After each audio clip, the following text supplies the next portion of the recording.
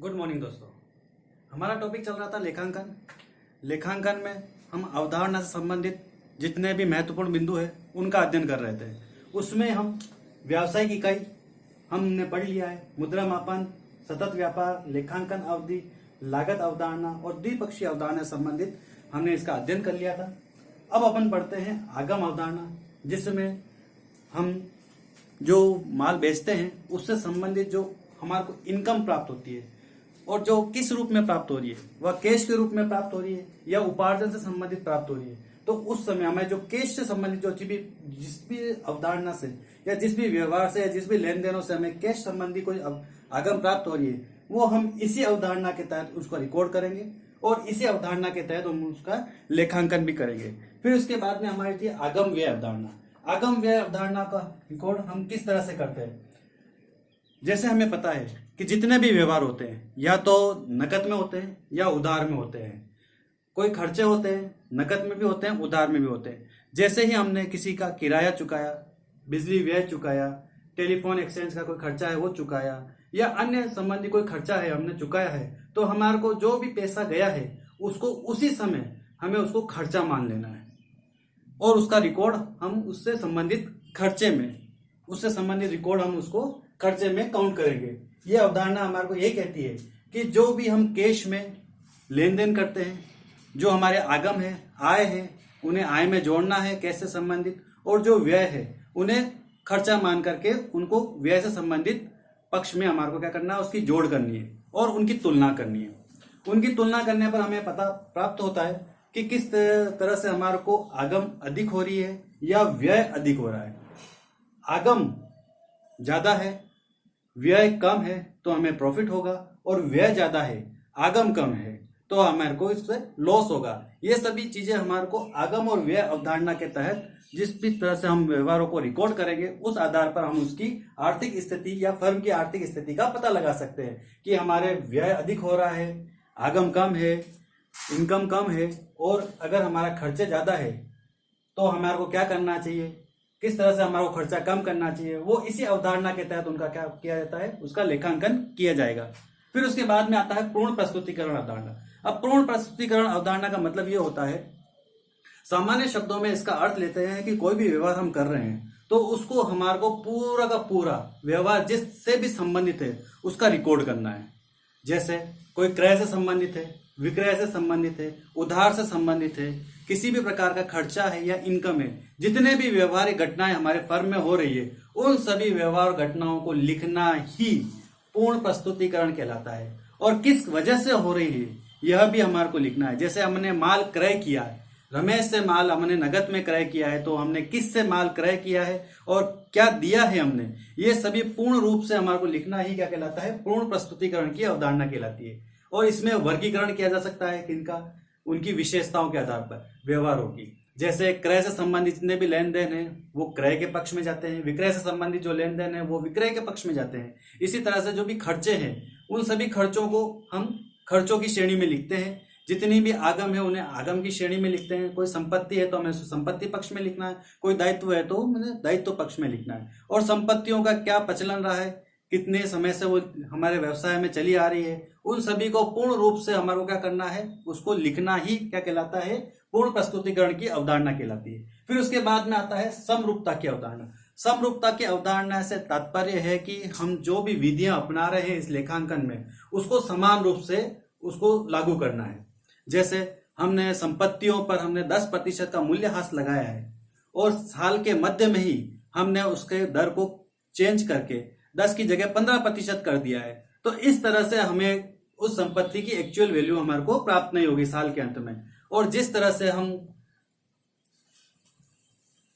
से हम उनकी संपत्ति की वैल्यू को प्राप्त करना चाहते हैं, हमारे व्यापार की आर्थिक स्थिति का पता लगाना चाहते हैं, उसके लिए हमारे को क्या करना पड़ेगा, जो भी हमने विधि अपनाई है उसको उसी रूप में हमारे को क्या करना है, व्यापार में अपनाना है। यही कहलाता है हमारे समरूपता की अवधारणा, कि जो भी विधि ली है, जो भी ब्याज चुका रहे हैं, जो साधारण ब्याज की दर से या हम चक्रवृद्धि ब्याज की दर से, तो एक ही ब्याज को हमारे को रखना है, एक ही प्रतिशत की दर रखनी है हमारे को। यही कहलाता है हमारा समरूपता की अवधारणा। फिर उसके पश्चात हमारा है नेक्स्ट हमें रूढ़िवादिता की अवधारणा।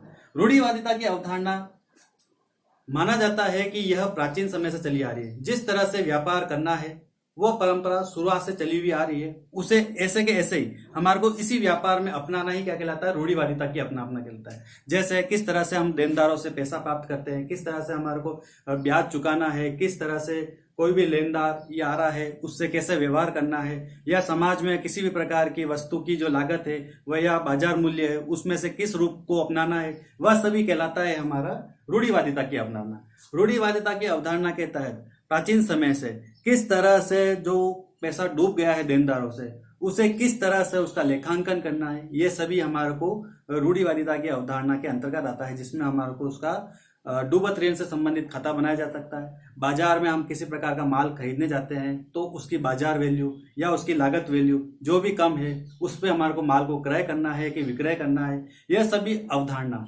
इसी अवधारणा के तहत हम इसका प्रयोग करते हैं। इसीलिए कहते हैं कि रूढ़िवादिता की अवधारणा को अपनाना ही हमारे लिए महत्वपूर्ण होता है। फिर आता है सारता की अवधारणा। सारता की अवधारणा क्या होती है?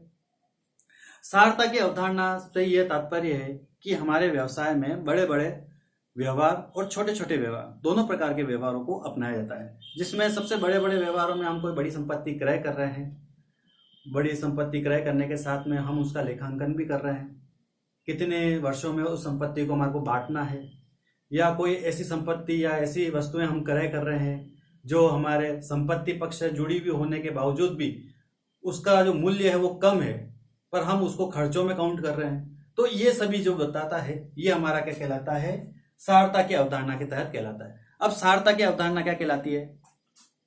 सारता की अवधारणा के तहत बड़ी कंपनियां होती है। बड़ी कंपनियों में जैसे हम मान के चलते हैं कि हमारे पास में फोर व्हीलर का व्यवसाय हम कर रहे हैं, उसके तहत हमारे छोटे छोटे नट बोल्ट,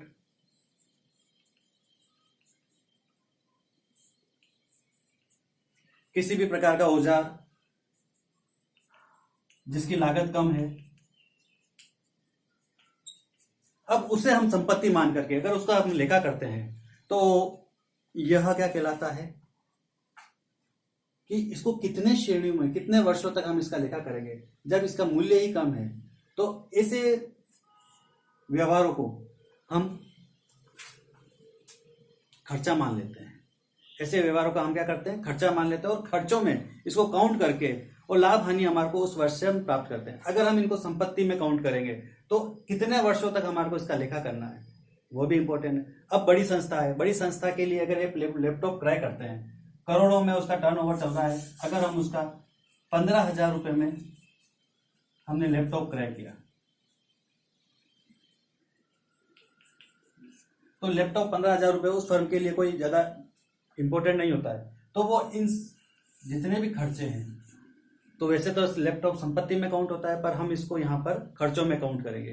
तो इस तरह से जितने भी जो छोटे छोटे व्यवहार होते हैं जिनका मूल्य कम होता है, जिसको संस्था के लिए वो ज्यादा लाभदायक नहीं होते, उनको हमारे को क्या करना है, उनको हमारे को खर्चा मानना है और खर्चा मानने के साथ में उनका लेखा उसके उस समय के चालू वर्ष से संबंधित उसका लेखा किया जा सकता है, जिसमें हमारे को लाभ या हानि के रूप में उसको प्राप्त कर सकते हैं। तो सारता की अवधारणा यही अवधारणा के तहत कि जो फर्म के लिए जो खर्चा इंपॉर्टेंट नहीं है, जो संपत्ति के रूप में हम खर्च कर रहे हैं पर वो इतने मूल्यवान नहीं है जिसका हम उपयोग नहीं कर सकते, तो उसको हम क्या मानेंगे, उसको खर्चे के रूप में लेकर के उसका क्या करेंगे, हम लेखांकन करेंगे।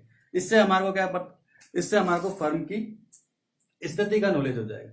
इन्हीं सभी अवधारणाओं के तहत हम लेखांकन का कार्य करते हैं और लेखांकन के कार्य के साथ में हम क्या कर सकते हैं, उन विभिन्न व्यवहारों को अपनाते हुए व्यापार की स्थिति और विभिन्न सूचनाओं को प्राप्त करने वाले प्रयोगकर्ताओं तक हम उसकी सूचनाएं पहुंचाते हैं कि हमारी फर्म लाभ में चल रही है, हानि में चल रही है, कि हमारे को किस तरह से आगे कार्य को करता रहना है। तो ये सभी के तहत व्यापार में लेखांकन का प्रयोग किया जा सकता है। इन्हीं के तहत जितने भी व्यवहार होते हैं उन व्यवहारों को किस श्रेणी में रखना है, किस तरह से उनका लेखांकन करना है, कौन सी मदें हमारे लिए इंपॉर्टेंट है उसको हमारे को यूज में करना है, वो मुद्रा में है उसको दो पक्षों के तहत उसका अवधारणा का लेखांकन करना है, उससे हमारे को मुद्रा प्राप्त हो रही है या मुद्रा खर्च हो रही है, और उसकी स्थिति को पता करना है कि उससे व्यापार की स्थिति में किस तरह से उसका उपयोग में आ रहा है।